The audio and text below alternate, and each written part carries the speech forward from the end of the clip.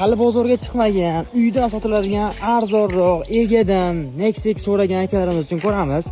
Nexia 2014-yil brizi 80 ming kilometr probegda. Mashinamizda 4 ta yangi balon taqib qo'yilgan. Ko'ramiz birgalikda. Xudo xolasa narxlari chiroyli qilinadi.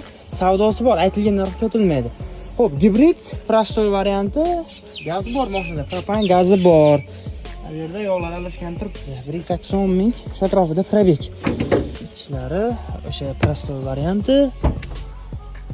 Aviolari 186 ming tablo ko'rsatmoqda. Yo'l tekshirtirib olaveramiz akalar. Bunaqa mo'ka qilib taxlab chiqilmagan. Kalta yo'q deyapti. Oldin qilib muammosi yo'q. Bu joyda poyakka qilib ko'rsatib ustida savdo qilaverasizlar.